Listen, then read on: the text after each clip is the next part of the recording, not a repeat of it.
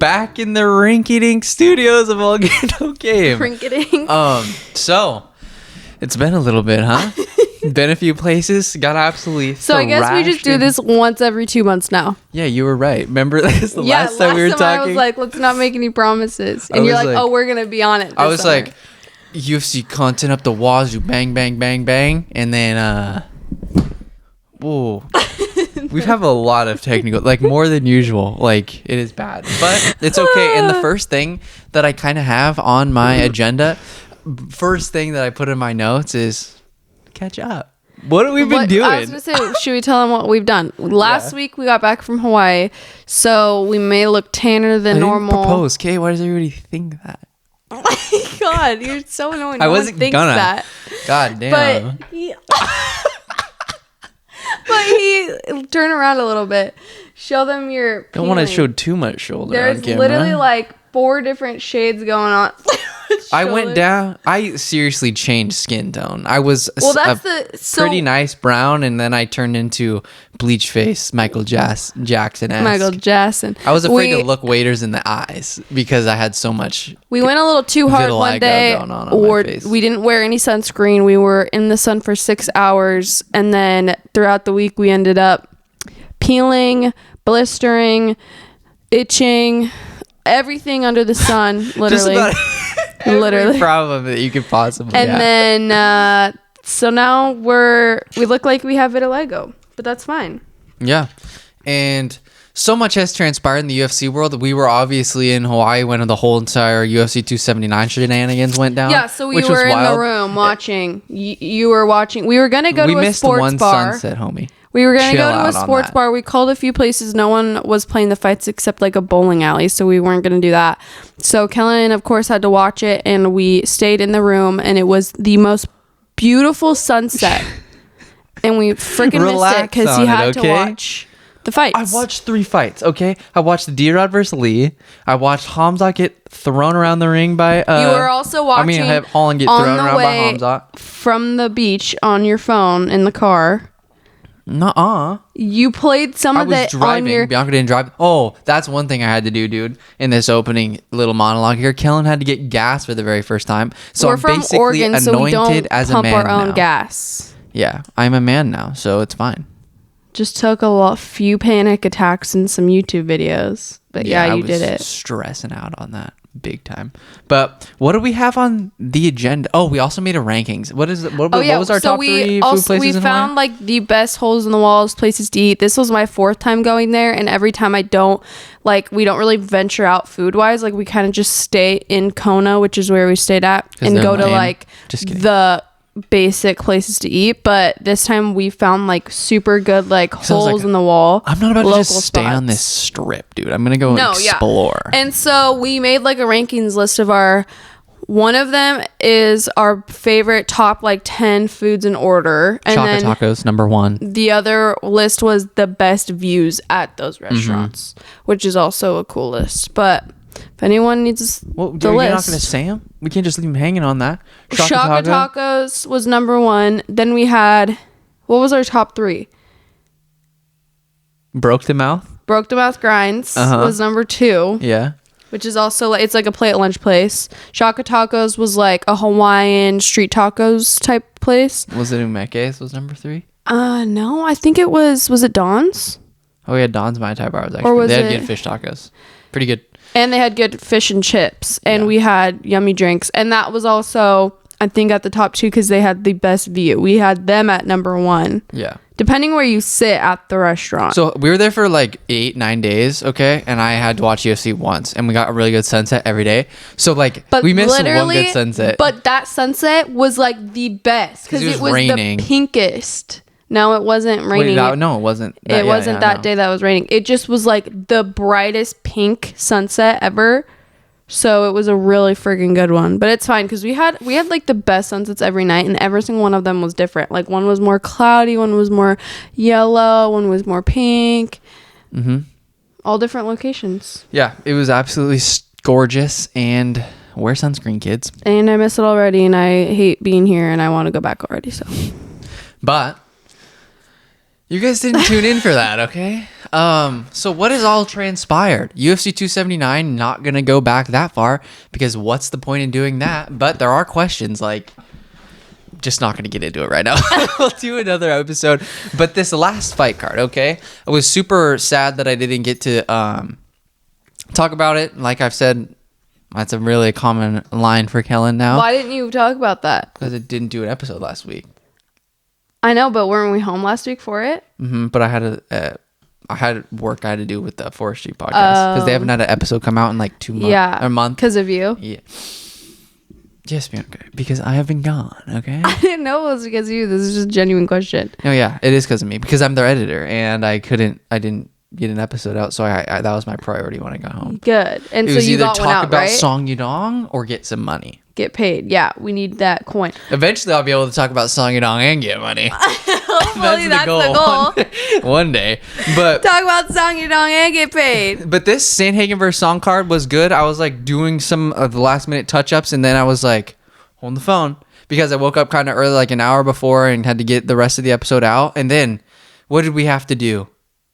We had to stop for Javid Basharat. Okay, so throwback time. Okay, what did I say when we did earlier this year? I talked about some of the best prospects that we've seen, and one that stood out amongst all the other ones was Javid Basharat when he came against Trevin 5-Star Jones. He looked like a little mini Conor McGregor. Such good.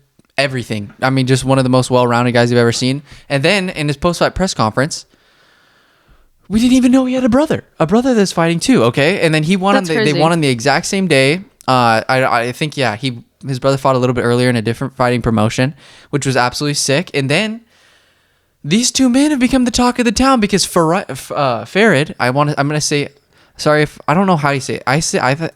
Like their names are Javid and Farid, but I'm just gonna probably be saying Javid and Farid because those just roll off the tongue a little better. Well, those roll off better than Jared and Javid and Farid. Javid and rolls. Javid and Farid is better than Javid and Farid. Yeah, but I feel like as an American, I feel like the first way is like the more American way to pronounce it versus the second way. No, the other way. Javid is like more American, like David, Javid. You know what I mean? No, there's some football players named Javid.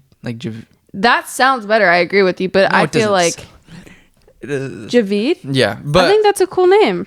I'll try my best to get their name right. Okay, but the Basharat Brothers, absolute killers. Okay, I just watched Farid's fight. Got it right. I just watched Farid's Dana White Contender Series fight this morning.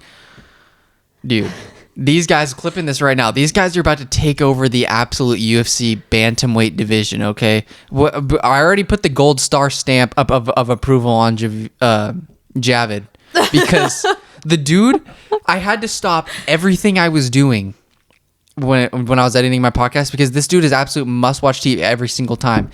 Tony Gravely is an absolute beast mode of a fighter, but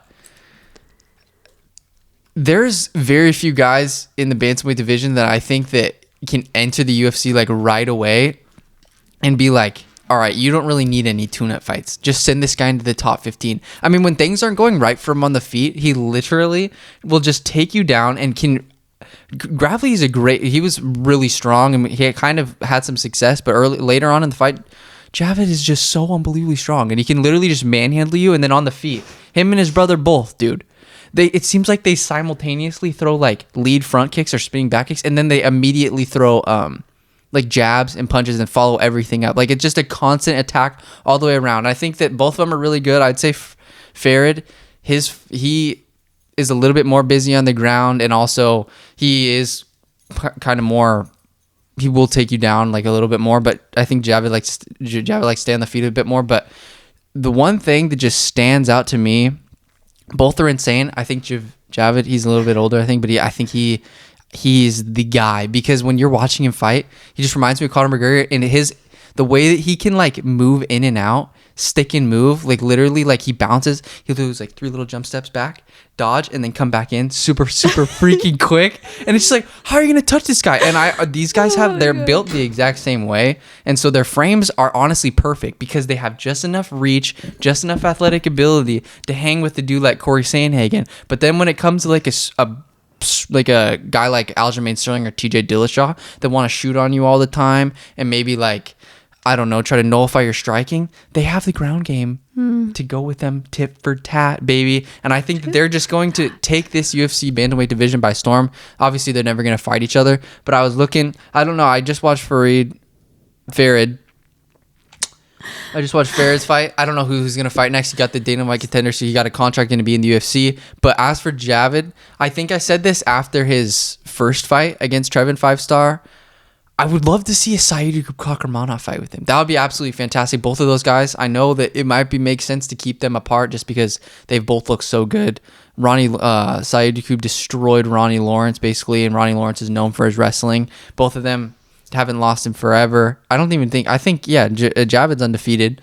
Saeed Yakub, I think, dude, the man hasn't lost in a bit, so I would really like to see that fight. And then also there's just so many, there's just so many potential fun fights for him. I think Jonathan Martinez has a fight lined up, but that would be a great one.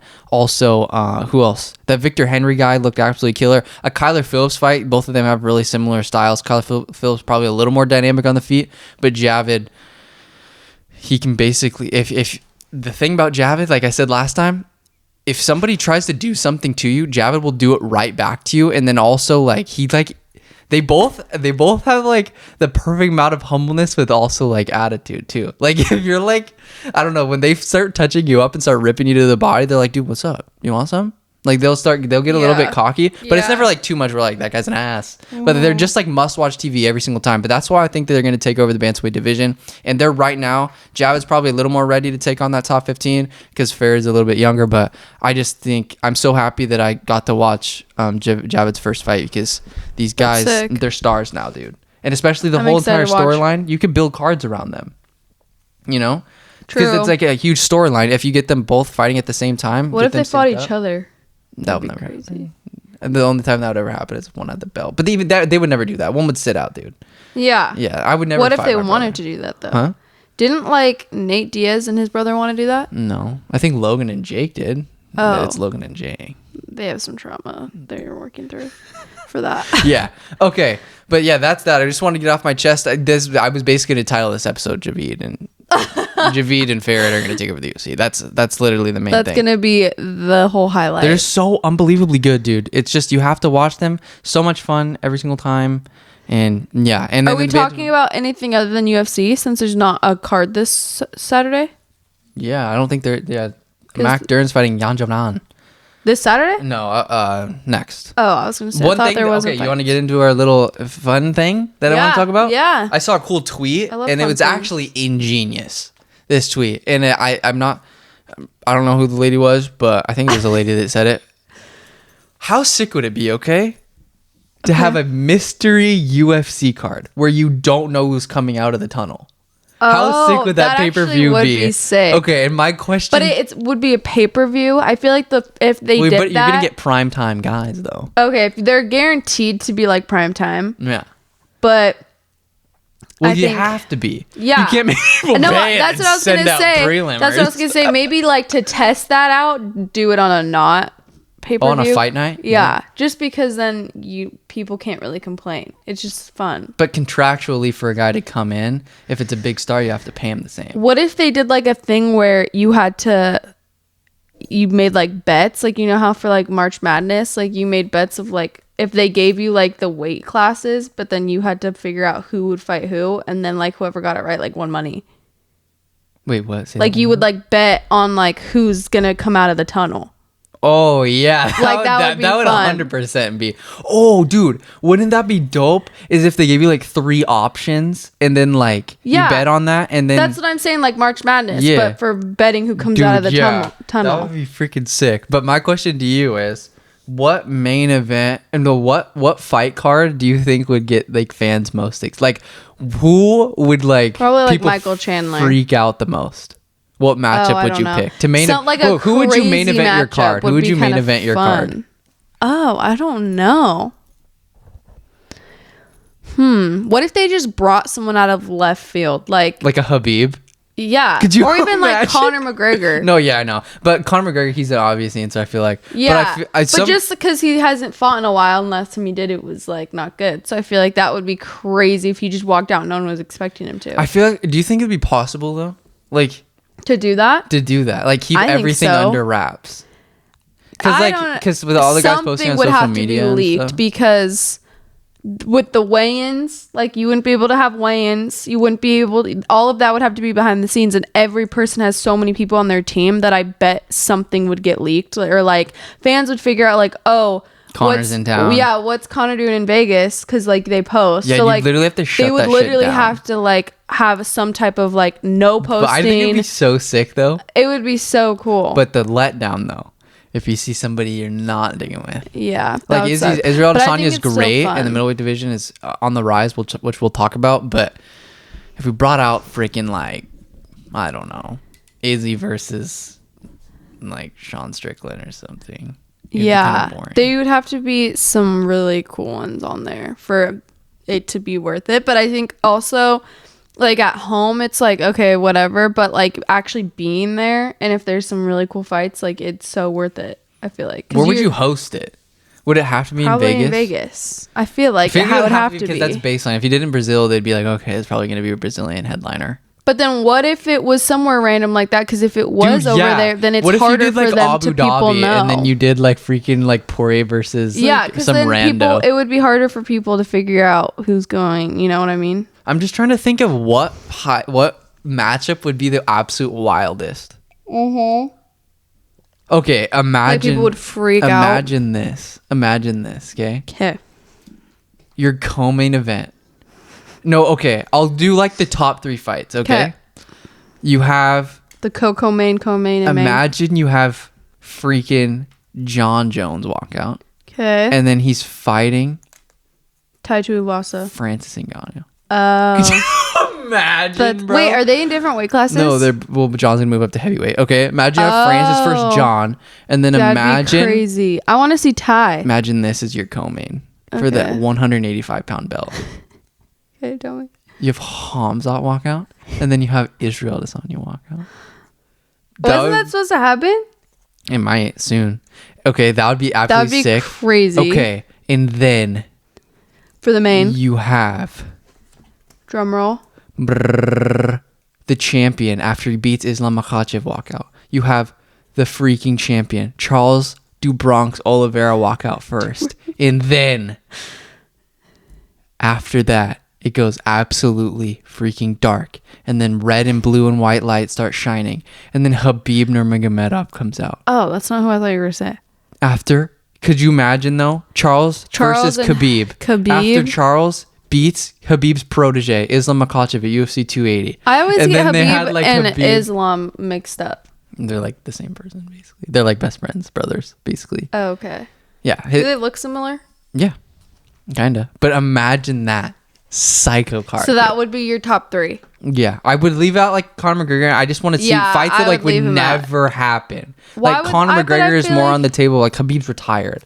Oh, that's true. But like true. Charles right now is the best lightweight ever. Bring out like someone who's retired. What if like freaking what's his name? McCormier? Daniel comes out, if he came out, that'd be kind of sick. A heavyweight bout, him and John Jones again. Dude, that would be wild. That'd actually be sick. He would come back. But yeah, that was what I was thinking. That would be crazy. But or if like you got all the announcers, like the 2 other guys that fought. Dude, you Joe Rogan versus Dana White come out. Did Joe Rogan ever fight? No, dude, right? Imagine like Jake Paul coming out. That'd be, people would boo the fuck out of him. I'd be like, but who would Jake Paul even fight though? Doesn't he have beef with He'd have to fight like a 185-pounder probably. What about that one girl's ex guy that was like really, they always Dylan? Yeah. Oh bro, what if they did Dylan Dennis for Jake Paul UFC 300 mystery card? Because they had like actual beef. Yeah, they do. So that would be funny. Yes, that's what actually needs to happen. Jake Paul needs to absolutely stop. Oh wait, no, Dylan Dennis is limited to one takedown attempt. Dana would never have Jake Paul in the UFC. He's so anti. No, he would maybe. I don't know. He's literally Dana's down for money, dude. But do you remember his press conference when he was like, "Why are we talking about these people? They're not even in my sport. Like, I'm done talking about them." Talking about it. Yeah. Jake Paul's been fighting Anderson Silva though. It's gonna be wild. But what? Yeah, boxing. But it's gonna be interesting, dude. Like Dylan Dennis, best boxer, best grappler on planet Earth. That's what he posted the other day on his story. But isn't he like not even in the UFC right now? No, he's not even in the UFC. I think he's Bellator. But he's been hurt. He had like 2 knee surgeries. And so he'll be back. But Is he ever been in the UFC? No. He's only fought like twice. Why not? Huh? Why not? Does he not want to be, or does he not have a contract? He had really bad knee problems. He hasn't been fighting at all. Because he had to get surgery and he's been rehabbing. So do you think once he's better, he could be in the UFC if he wanted to? Or do you think he wants to? Yeah, he's one of the best jiu-jitsu guys in the world. Really? Oh, yeah. He's like a world champion. He's a beast. That's cool. I didn't know that. I mean, that's how he got his... That's how he's become famous, basically. And also talking a shitload of crap. Yeah, I feel like he just talks a lot. I mean, that's all he's been doing right now. But yeah, that would be crazy. Jake Paul, Dylan Dennis, UFC 300 mystery card. That would be sickening. That would be cool. But yeah, I think that those fights, I don't know what one I would want to see most of. I think that the Khabib versus Charles Oliveira one, since that would never happen, I think that would be the one I want to see most out of the 3 ones I named. Yeah. And also, I think that Hamza would get pieced up by Izzy, probably. Really? Yeah. Because Israel Adesanya's takedown defense is good. Like, you can't hold Israel Adesanya down, I don't think. I don't really like him. Yeah, I don't know. Yeah, so also, so we talked about Javid. We talked about that. Well, we kind of are backtracking here, but Songy, baby. I didn't get to talk about my boy Song Yadong. And what did he prove against Corey Sandhagen? It's that you can't get cut against Corey Sandhagen, because if you do, the fight's going to stop early. But also, Song Yadong proved that he's the absolute man. What is he, 24 years old? Been fighting UFC. I mean, fighting in the UFC for like a while now, since he was 19, 18. And he proved to everybody that he's the absolute killer, and he deserves to be there. He cracked and hurt Corey Sandhagen on multiple occasions, and with blood pouring down his face, he's smiling at Corey and like urging him on to fight him. But I love Song so much, dude. Like, he's honestly, just like Javid, perfectly built for the division. He has such amazing power. He's so unbelievably fast. And if he doesn't get cut by that elbow, dude, in like the second round, it would have been a completely different fight, because he was landing some good shots. Corey is just systematically trying to break him down throughout the fight, but Song always has that one-punch knockout power. And Corey even said he got hurt on multiple occasions. But yeah, I was just proud of Song, because that's a huge step up in competition, and he looked ready and wasn't tired at all during 5 rounds. He's only fought 5 rounds like once before that, and when like thinking about it, dude, like he's fought like good guys, but never. Corey Sandhagen's a different beast. Corey Sandhagen's like legit beast mode level. But another thing that I took away from this card, though, dude, is that because it started off with Anthony Fluffy Hernandez versus Marc-Andre Barrio. Fluffy Hernandez is just one of the most relentless fighters in the UFC. I mean, his takedown, he was like Mark Jacasey. Like, him and Mark Jacasey have like found this like niche where it just like, as long as you have unbelievable cardio and you just keep taking people down, it just is a nightmare for your opponent. But Fluffy Hernandez, he has amazing boxing and put it on Marc-Andre. And then another middleweight bout was Joe Pyfer, put it on Alan Amedovski. My dad told me that he read an article that Alan Amedovski, bro, is like, people said that he's like one of the worst guys in the UFC. It's like, okay, whatever, dude. But like, wow, that guy's left hook though, underrated. Like if he would have clipped Joe Pyfer, that guy's left hook is like lightning fast. So like, whoever signs Alan Amedovski, or if he wants to retire or whatever, don't get in a street fight with him, because I think he lives in like Italy or whatever. But like, Cat's got a wicked left hand, so like, don't shit on the guy, because the dude's legit, obviously. But Joe Pyfer, amazing middleweight. Gregory Rodriguez versus Chidi Njokuani, got to be one of the fights of the year. But my point is that the middleweight division is kind of on its way up, because we've got Michal Oleksiejczuk just beat Sam Alvey, came down from 205. Now we've got Anthony Fluffy Hernandez. We've got Dricus du Plessis, who's an absolute killer, who put it on Brad Tavares. We've got freaking RoboCop Gregory Rodriguez, who just comes back from the dead after every single fight that he has. He beat Chidi Njokuani, who's probably one of the hardest, like one of the best newcomers in the UFC. He was one of my favorite new prospects that I found out about this year. But dude, Gregory Rodriguez, he had a freaking unibrow gash. That's the dude that I sent you. This post that he had to get like freaking 30 freaking stitches or whatever. Oh god. But yeah, he came back after Chidi Njokuani. He took Chidi Njokuani's best knee, which split him open. He also took a few major shots, like making him stumble all the way back to the other side of the octagon.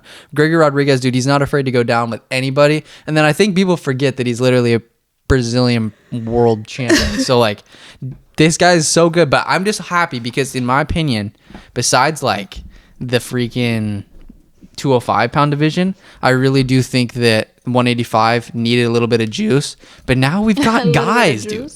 I mean, freaking, even at the top, Alex Pereira, like fighting, he could very well knock off our champion. But I think it's like this is big time, and especially I think Paulo Costa's gonna get cooking here, and then also Khamzat Chimaev is always lurking around, and then Robert Whittaker's coming off arguably his best performance of all time against Marvin Vettori. He absolutely pieced up the number 2 guy in the world, or the number 3 guy in the world, or whatever the fuck.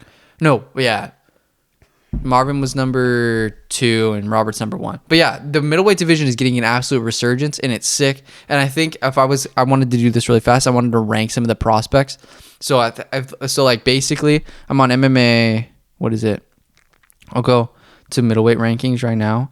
So in the top 10, basically besides outside of Jack Hermanson and Darren Till, like at the top 10 and down. So like obviously I think number 1 prospect to be scared of, it's Andre Muniz, and then after that it's Dricus du Plessis, and then after that I have Anthony Fluffy Hernandez for sure, just because he's so relentless at his takedown and he's big.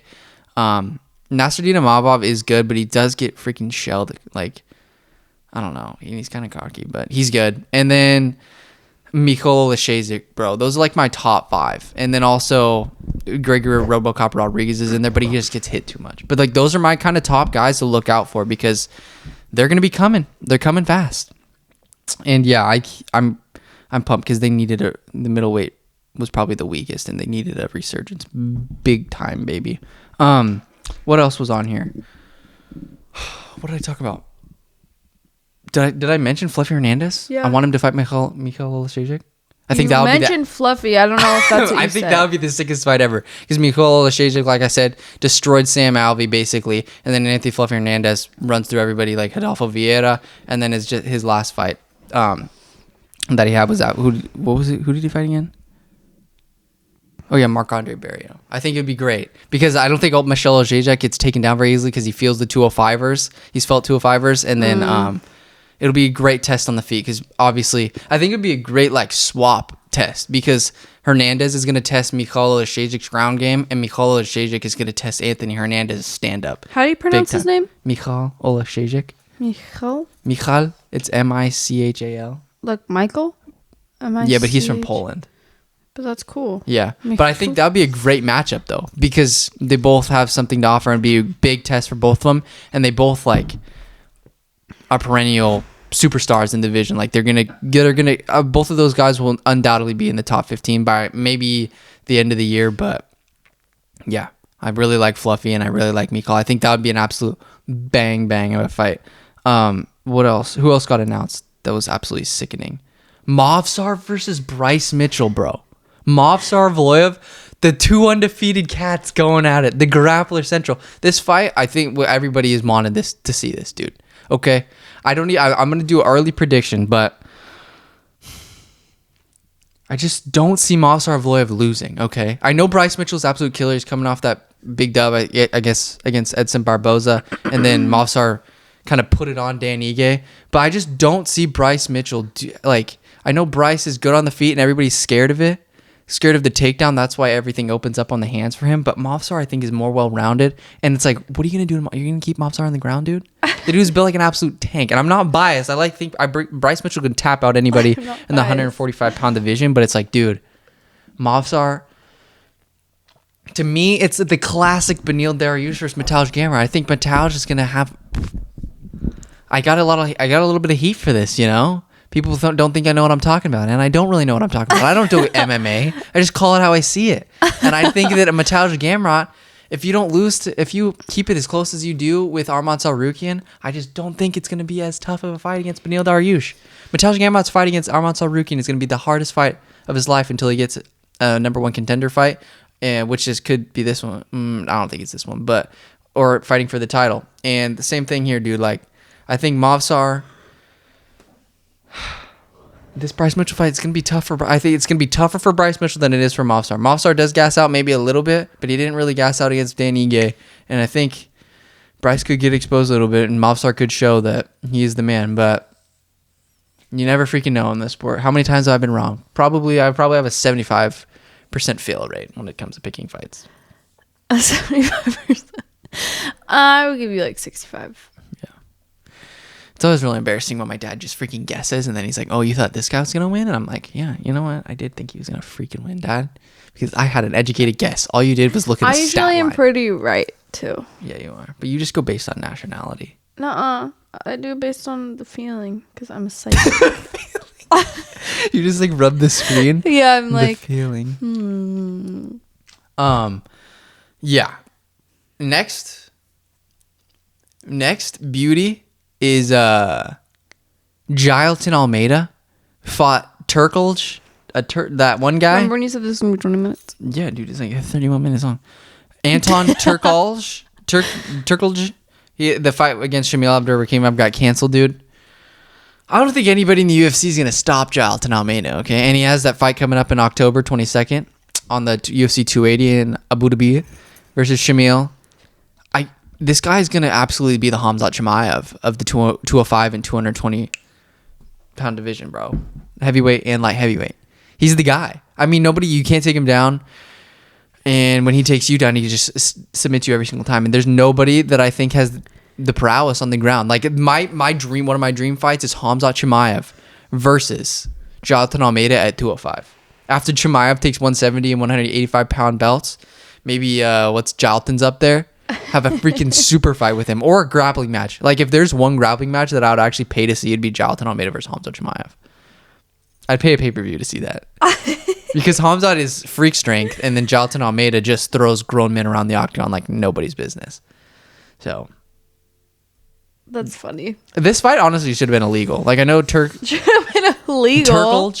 Anton Turkelj was like 8-0, but he took the fight on short notice. It's like, dude, why would you? If you see that guy, it's like you couldn't pay me enough freaking cash. Like if I'm like going to see Jailton, do you know what Jailton Almeida looks like? No. Dude, you want to see what this cat looks like? This is what I was saying to my one. Scared of him? This is what I was saying to my one friend, bro. Is that like, should have gave Khamzat to Jailton Almeida and just been like, how do you like this for almost ruining a UFC 279, bro? This guy's an absolute huge, massive man. He fights at heavyweight.